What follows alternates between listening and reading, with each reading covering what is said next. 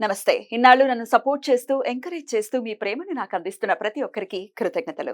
అలాగే ఈ వీడియో కూడా ఖచ్చితంగా మీకు ఉపయోగపడుతుంది. లైక్, షేర్ అండ్ సబ్స్క్రైబ్ చేసి మీ సపోర్ట్‌ని నాకు అందించండి. అలాగే ఈ వీడియో పట్ల మీకున్న అభిప్రాయాన్ని కామెంట్ సెక్షన్‌లో కామెంట్ చేసి తెలియజేయండి. ఇప్పుడు వీడియోని చూద్దాం.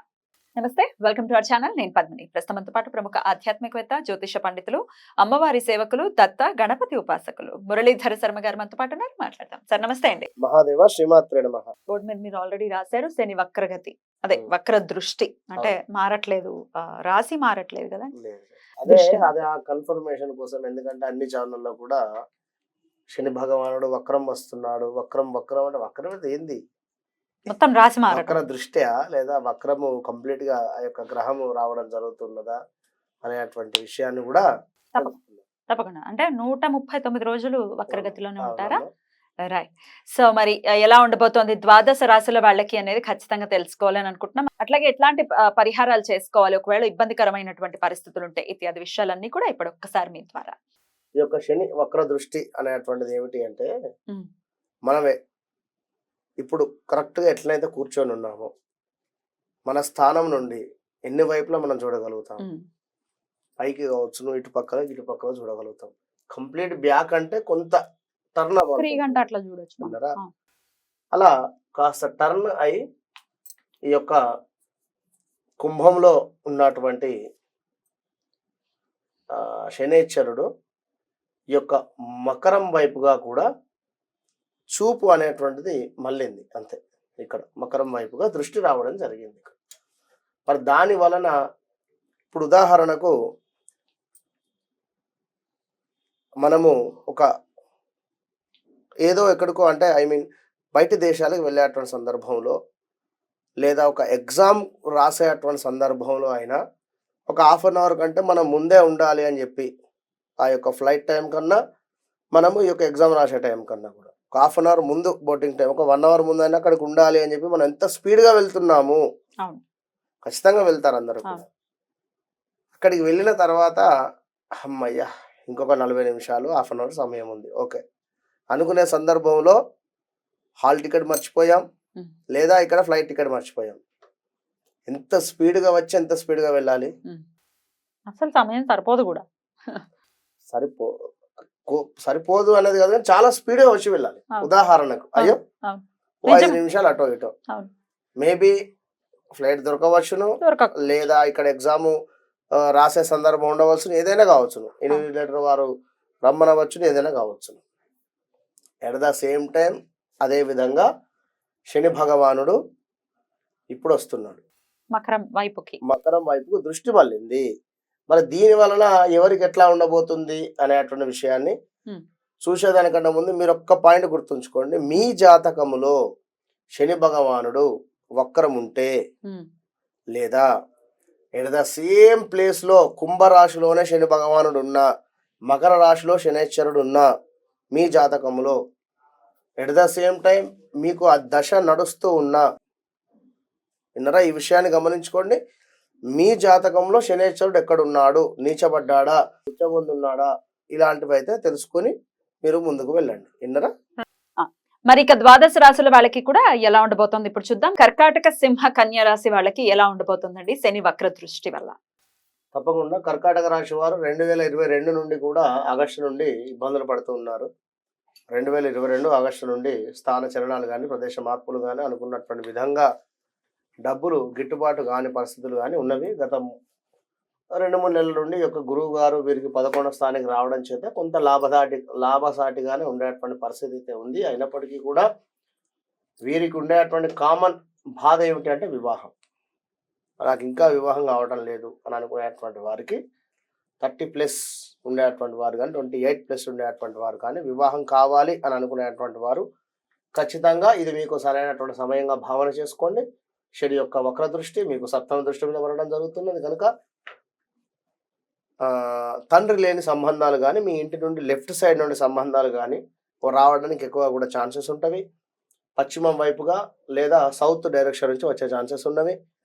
ఇక మీ జాతక రీత్యా మాత్రం ఏమైనా దోషాలు కానీ, ఇబ్బందులు ఉంటే మాత్రం చెప్పలేం.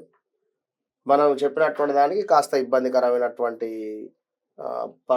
ఉండేటువంటి పరిస్థితి ఉంది వారి యొక్క గ్రహస్థితి కనుక. మరి సప్తమాది కనుక కేవలం వివాహము లేదా పార్ట్నర్షిప్లో బిజినెస్ చేసేటువంటి వారికి బాగుండేటువంటి పరిస్థితి. సింహరాశి వారికి సప్తమ శని మూలకంగా భార్యాభర్తల్లో ఎవరికో ఒకరికి హెల్త్ ఇష్యూస్ రావడం జరుగుతున్నవి. హెల్త్ ఇష్యూస్ వచ్చేటువంటి సందర్భాలలో ఇప్పుడు కొంత ఈ యొక్క శని వక్ర దృష్టి చేత పర్వాలేదు అనేటువంటి విధంగా ఉండేటువంటి పరిస్థితి అయితే ఉంటుంది. ఇప్పుడు ఎప్పుడైనా ఒక విషయాన్ని అర్థం చేసుకోవాల్సింది ఏంటి అంటే, ఇప్పుడు ఒకరు తగ్గి వెనక్కి వచ్చారు అంటే మనం గెలిచామని గల్ల ఎగిరే వేసుకునేటువంటి పరిస్థితి ఉండదు. శని భగవానుడు సప్తమాత మీకు ఉండడం చేత కొన్ని ఇబ్బందులు పెట్టాడు. అది అర్థం చేసుకొని ఈ 3 నెలలు వక్రం వచ్చిండు. అణిగి మణిగి ధర్మంగా పూజ్యులను గౌరవిస్తూ మంచిగా ఉన్నట్టయితే మళ్ళీ నెక్స్ట్ 3 నెలల్లో మళ్ళీ సప్తమ శనే పోతుంది. ఈ 3 నెలల్లో మీ బుద్ధి మంచి బుద్ధి మారి మంచిగా ఉన్నట్టయితే నెక్స్ట్ మీకు రాజయోగం ఇచ్చేటువంటి పరిస్థితి ఉంది. డెఫినెట్గా ఎప్పుడైనా వక్రం వచ్చి వెళ్ళిన తర్వాత శనేశ్వరుడు ఒక్కొక్క రాశికి వారి అదృష్టాన్ని బట్టి అద్భుతమైనటువంటి రాజయోగం ఇచ్చేటువంటి పరిస్థితి ఉంటుంది. లేదా గౌడ్ జాబ్ ఆల్సో ఇలాంటివి ఉంటవి. కనుక అది అర్థం చేసుకొని ముందుకు వెళ్ళండి.